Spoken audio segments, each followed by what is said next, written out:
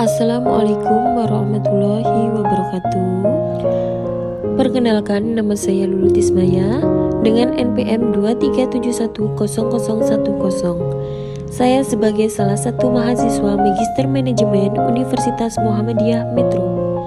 Di sini saya akan menjawab soal UTS Manajemen Portofolio dan Investasi dengan dosen pengampu Bapak Dr. Febrianto SEMM. Inilah soal UTS mata kuliah Manajemen Portofolio dan Investasi. Komponen dalam investasi terdapat risiko dan return yang akan dihadapi oleh investor. Dua komponen ini memiliki hubungan linier yang dikenal sebagai high risk high return. Perlunya investor melakukan analisis tingkat risiko dan return dari investasi yang akan dilakukan agar mendapatkan return optimal dan risiko terendah. Terkait dengan meminimalisir risiko, bagaimana strategi investasi yang tepat dan pengetahuan secara keterampilan apa yang diperlukan dalam memaksimalkan return.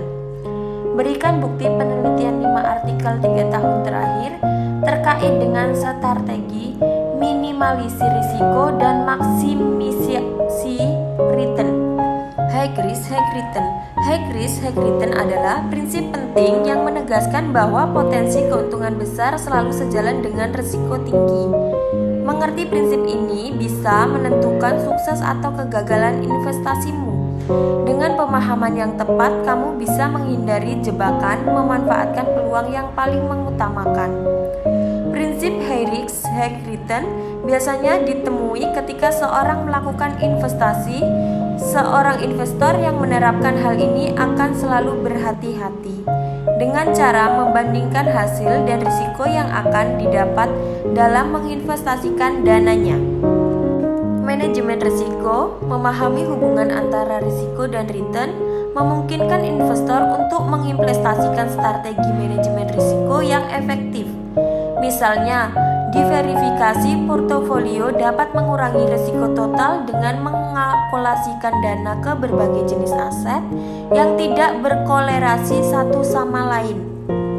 Kemudian dengan penelitian relevan yang pertama, penerapan strategi alokasi aset untuk pembentukan portofolio optimal dalam reksadana pendapatan tetap Jurnal Icopin Sinta 4 2023. Jurnal ini membahas 3 strategi alokasi aset yaitu lump sum, dollar cost averaging, dan rebalancing dengan tujuan untuk meminimalisirkan return dengan mengurangi risiko dalam reksadana pendapatan tetap.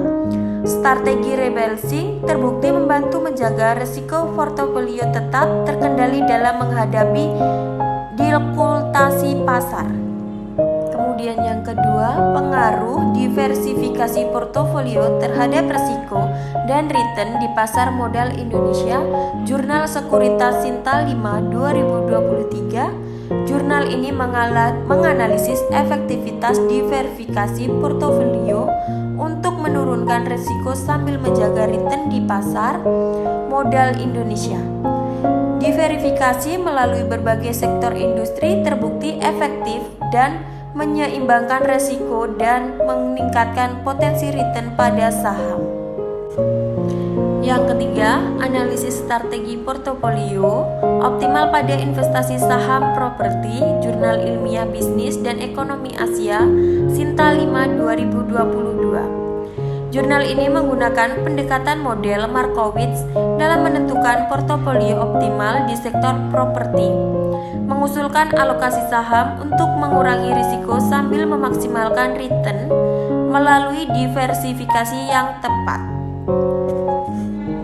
Yang keempat, evaluasi strategi investasi value dan grow pada saham di Indonesia, Jurnal Keuangan dan Perbankan Sinta 3 2021.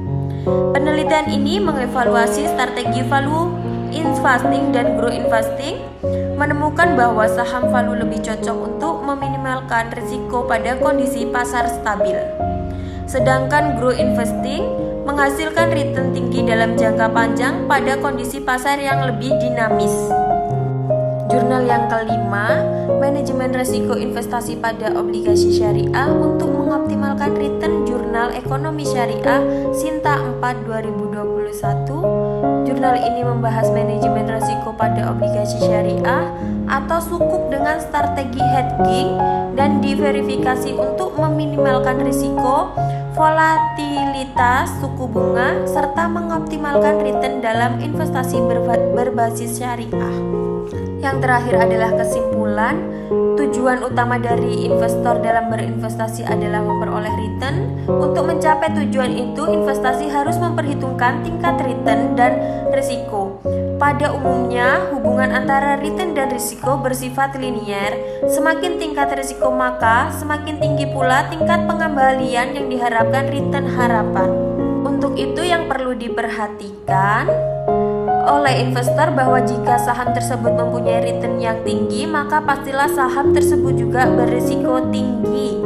Mencari return yang tinggi, suatu saham dapat dianalisa dengan rumus mencari return baik, return aktual, maupun return harapan.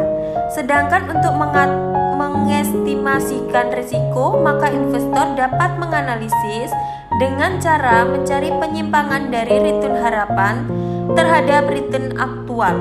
Selain cara tersebut, risiko juga dapat dihitung dengan mendapatkan nilai VaR. Itulah jawaban UTS mata kuliah Manajemen Portofolio dan Investasi. Apabila ada kekurangan dan kesalahan, saya mohon maaf. Saya akhiri nun wal qalami wa mayasturun. Wassalamualaikum warahmatullahi wabarakatuh.